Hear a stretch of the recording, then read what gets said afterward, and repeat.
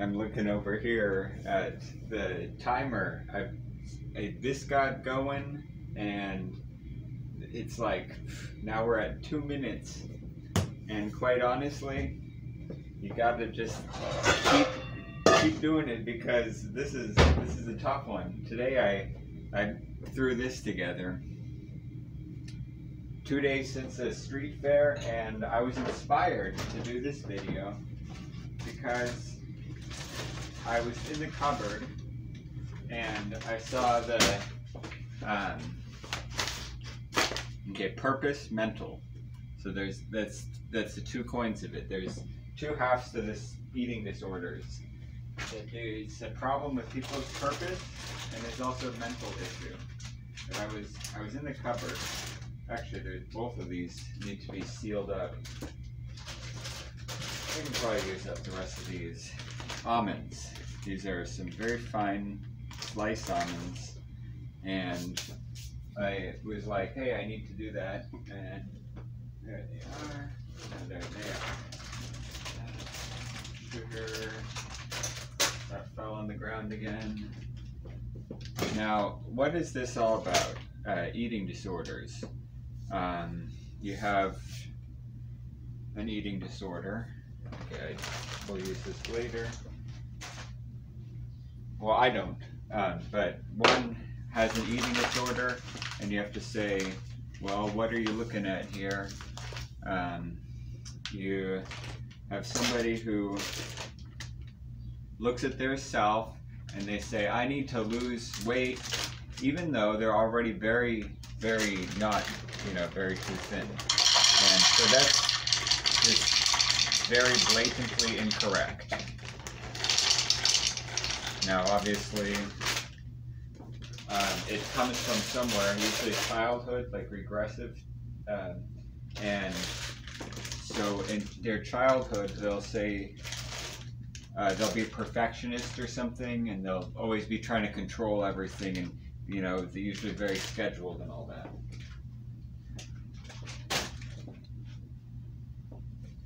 Now, the reality of today is that people are very overweight. So if you, this is, I don't even know, I haven't even looked at this yet. This situation with the graph. I didn't even look at the graph. That's not correct. I just wanted a visual. Okay, very fine, very fine. I wanted a visual of what's going on with it, because I know the stats. 50% of people are actually like clinically obese in the US. It could be finer. It could be finer. But I'm not going to. I'm not going to care. You gotta keep going.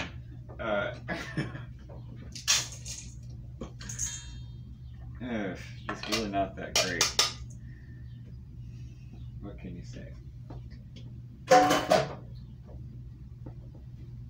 And another additional 20-25% of people are overweight.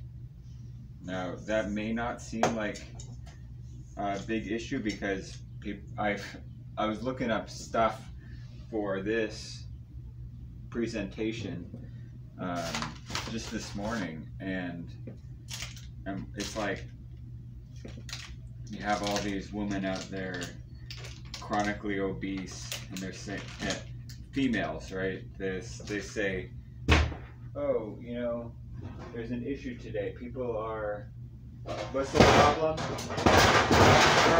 Girls are, the problem today is females have anorexia and bulimia. That's the title of this presentation. And I even have this pie over here. Purpose, mental. It's both. They're not only in revolt against this culture, different cultures, and in the US they say to themselves, what is so important here? Why is everybody around me 3 times a day? You gotta sit down with your stupid family 3 times a day? And I still need eggs here. It's like, I'm not criticizing people, but I'm just saying, like, isn't there something else you can do other than just sitting around and eating all day? I mean, okay, let's move on. And so it's purpose and it's mental, I think. Because not only, obviously, you're looking at yourself and you say, oh, I look awful, I need to lose weight. There it is. I need to lose weight, right? And it's like, but you already look fine, but who are your role models? And where are you getting this idea? Anywhere other than here. I mean, look at this is, did you see that other one? Let me go back.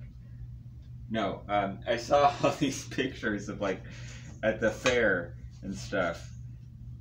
It's just, it's a serious issue. People are so overweight everywhere you look, and all that they do, and all that they do is, I mean, what's the purpose of life, right? Have a party and then you die. I mean, then you may as well be having perpetual eating. But I mean, that isn't the purpose of this presentation. The purpose is that people have anorexia and bulimia for some reason. It's because this guy is telling them that they have an eating disorder, which they do. And if you look at because usually they're such perfectionists, they need some purpose. So they have, like, this weird schedule where they write down, like, I ate half an apple and, like, 10 popcorns and a sandwich last week, and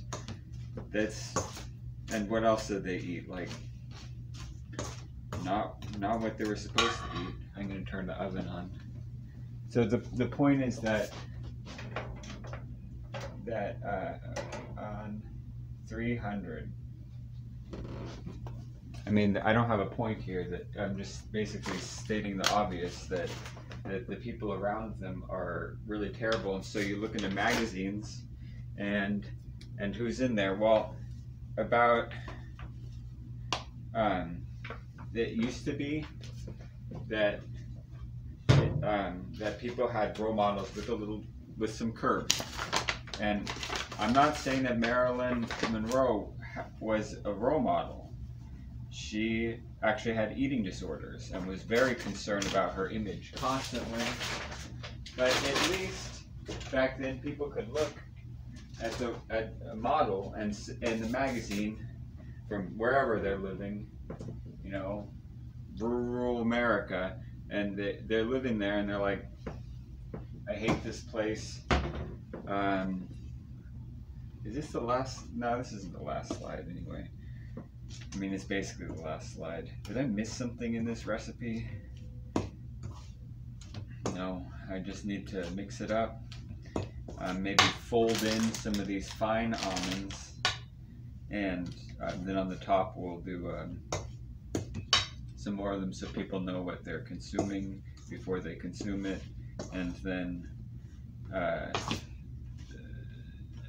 sprinkle some honey. I feel so bad for these people who are, like, total perfectionists, and they're constantly their purpose, right? I think that's the blue one. You can barely see this pie. Just threw it together because I didn't want to just stand here and, like, talk about eating disorders. But the truth is that when you see so many obese people, you start to not see it. You cannot recognize just how many there are. When there's 50% of people are overweight, and then 75% of people are overweight. I mean, that's like almost everybody. So when you're looking around, you only really see the super fat ones, and then you aren't supposed to say fat, and you aren't supposed to call people lazy. And it's like, okay, yeah, I get it. That's psychology 101. Don't, if you do that, then they're never gonna come back. But like, I don't, and it's not like I would ever call somebody fat. I'm just saying, like, they already know it. So she's got an eating disorder. She's not a good model.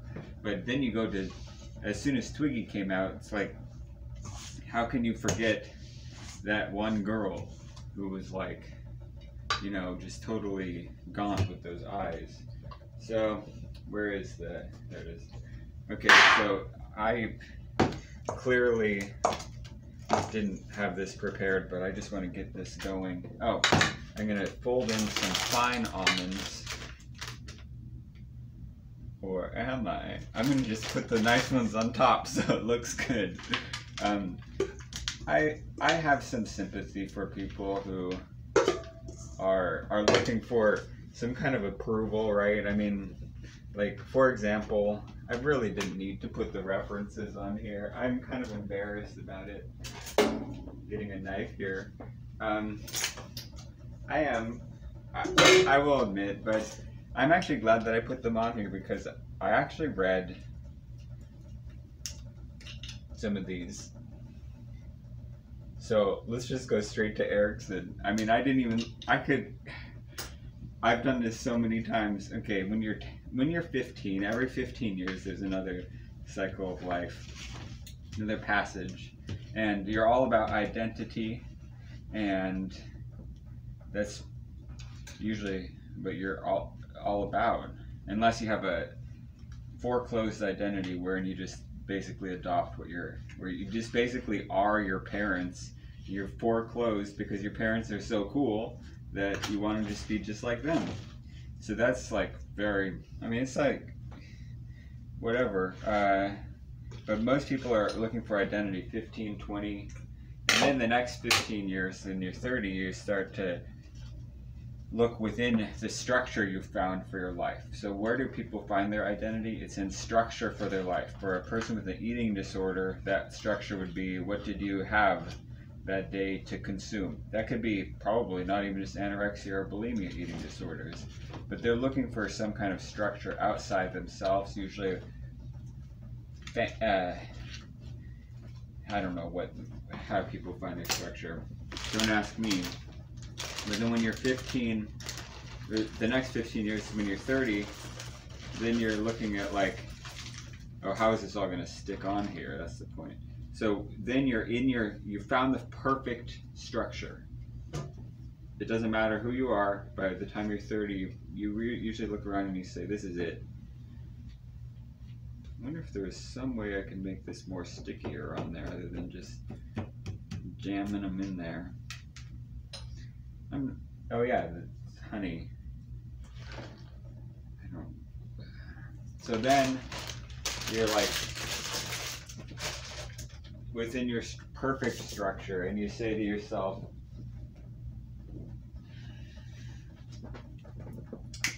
how do you get generativity? And then when you're 45, you start looking back and you say to yourself, oh, what did